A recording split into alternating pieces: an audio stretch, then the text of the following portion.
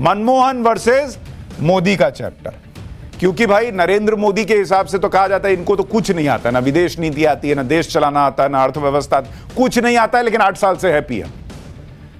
लेकिन मनमोहन सिंह को सब आता था, क्योंकि देश के बड़े अर्थशास्त्री थे, पढ़े लिखे थे, सही बात है, बड़े अर्थशास्त्री थे, सही बात है। तो जरा उनके सर्टिफिकेट पे नरेंद्र मोदी का सर्टिफिकेट मिला के मैच करके देख लेते हैं कि उस सरकार में क्या हो रहा था, अब क्या हो रहा है, तो पता चल जाएगा।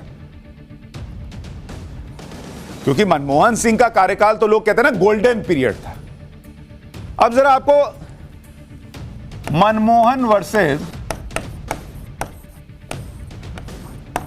मोदी सरकार ये चैप्टर दिखाता हूं, ठीक है। अब जरा इसमें आंकड़ा देखते जाइए, आंकड़े गवाही देंगे।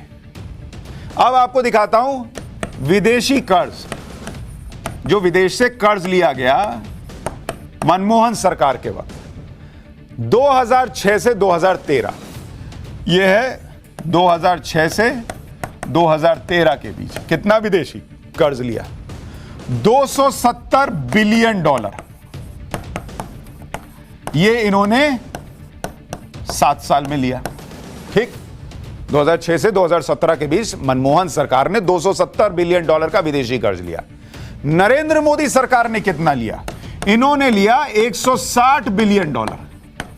यानी मनमोहन सरकार से करीब करीब $110 बिलियन का कर्ज कम लिया है नरेंद्र मोदी सरकार ने। और वो भी तब जब नरेंद्र मोदी सरकार ने दुनिया पर जो सबसे बड़ी आपदा आई, कोरोना का संकट काल आया, उसके बाद भी $160 बिलियन का कर्ज लिया, और मनमोहन सिंह की सरकार ने $270 बिलियन का कर्ज लिया।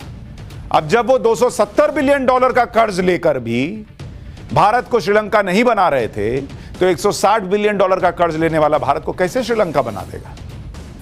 तो सर्टिफिकेट तो मिल गया। अब जरा डेट टू जीडीपी रेशियो निकालते हैं। डेट टू जीडीपी रेशियो मतलब जितना जीडीपी है उस पर कर्ज का अनुपात। 2006 में यह कितना था आपको पता है, यह था 63.9%। आज की डेट में यह कितना है, 61.7% पर। तो जो जीडीपी के मुकाबले कर्ज का अनुपात है वो मनमोहन सरकार के वक्त करीब 64% पे था, नरेंद्र मोदी सरकार के वक्त उससे कम करीब करीब 61.7% पर है। तो यहां भी सर्टिफिकेट मिल गया। जब उधर नहीं बना श्रीलंका तो अब कैसे बन जाएगा।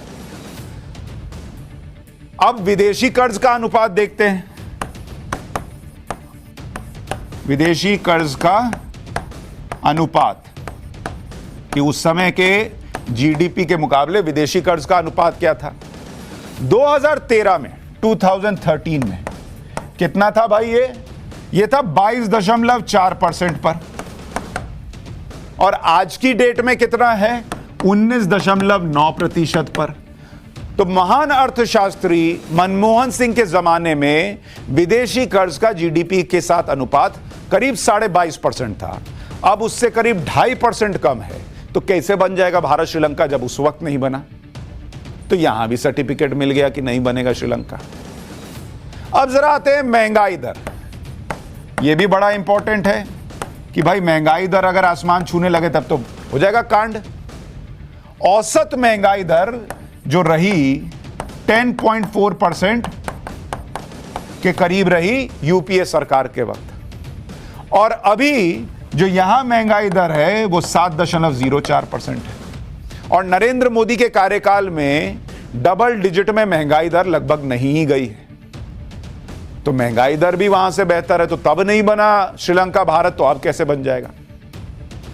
तो ये आंकड़े आपके सामने रख दिया। अब चूंकि मनमोहन सिंह के जमाने में जो था उससे सब कुछ बेहतर दिख रहा है नरेंद्र मोदी के जमाने में, तो भारत कैसे श्रीलंका बनेगा सर, समझिए आप लोग थोड़ा।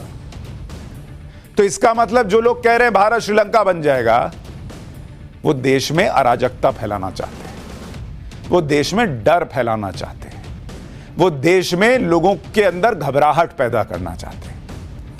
जो लोग श्रीलंका की तुलना भारत से कर रहे हैं वो ना श्रीलंका के बारे में सही से जानते हैं, ना भारत के बारे में सही से जानते हैं।